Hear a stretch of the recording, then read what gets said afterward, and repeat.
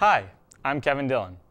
Generally, when you think of marathon runners, you think of someone that is fit, thin, and fast. But at the 2014 Boston Marathon, runners came in all shapes and sizes. WEEI.com Red Sox reporter Rob Bradford may have been on the larger side of runners, but he ran, he finished, and he added a little twist to the experience. Look at Rob. Do you expect him as someone that would run a marathon? But for the fact that I knew that he'd run them before, no, although I do think that he is a strange individual and possesses a degree of determination that is rarely seen amongst anyone who I know in any walk of life. So from that vantage point, I can believe it in terms of the personality type. I do think that in Major League Baseball scouting terms, it's probably a suboptimal body type. And so you said you would run it before? Yeah, I ran it in 2002 with young Kirk Minahan, and we didn't know what we were doing, and we made it, but it was very, very painful. Did in 2005, and I was going to write a book about a fat guy training for the marathon and not knowing what he was doing. And Will Ferrell's coach, Will Ferrell had run it the year before, and Will Ferrell's coach trained me, and I was in the zone, and I locked in. Goal of 4 hours, finished in 4 hours and 3 seconds, which was painful, but a great life lesson, because you say you can make up that 3 seconds by doing something a little bit better. You mentioned that you see the athletes as a sports writer. Did any of the athletes know you were running, and what were their reactions? Yeah, so every time that it would become evident that I was running the marathon, it was interesting. Most of the players, their eyes would immediately, now this wasn't anything bad, like they didn't mean anything by this, but their eyes would immediately go to my stomach, and they would go to their stomach, and then they go, "Oh, that's great! Yeah, that's great! That's great!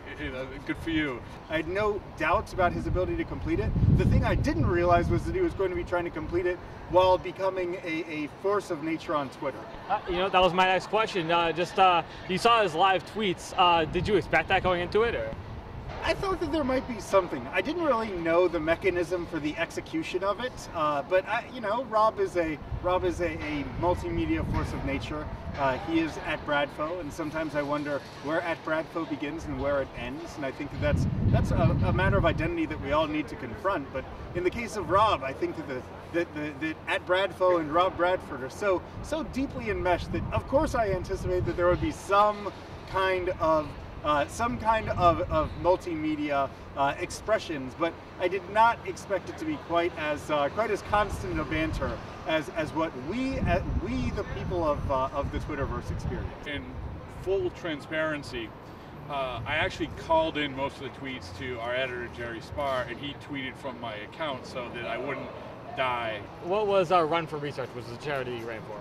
Yeah, it's for the American Liver Foundation, and it was great because one of the great things about running the marathon with an organization like that is that you have all these people together and you meet for these long runs. We would drive into Boston, they would have everything mapped out for you, and so you get together a group, everyone's in the same boat, and then right before we would run, people would give kind of testimonies about how liver disease or the American Liver Foundation has helped them, and that obviously is great motivation. Well, what did you do with social media to raise that money?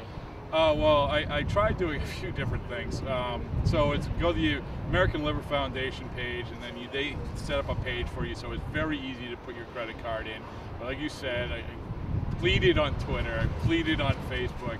I had my at Bradfo t-shirts made up. I saw him actually at the roughly mile 25 marker in the marathon, and it was with great enthusiasm that I whooped and hollered and celebrated Rob Bradford as he was closing on the finish line.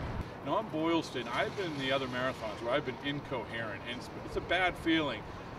I don't know what it was, but I felt like it was the first mile. I mean, I'm like playing in the crowd, and I'm skipping and jumping and everything else, and at the finish line, I give the kind of Johnny Gomes kick, at the end, almost tear my hamstring. It looks so awkward, but it was also such an unbelievable memory. That is the part which I don't think I'll ever able to duplicate, no matter how many marathons I run. That instance on Boylston, that time, that moment, that crowd, that was incredible. You think he'll be able to do it again next year? Why the hell would he do it again next year? Bradford's fundraising efforts raised over $4,000 for the American Liver Foundation through his run with the Run for Research team. Next up on his to-do list, find a way to get rid of the 100 at Bradford t-shirts sitting in his basement. For BU News Service, I'm Kevin Dillon.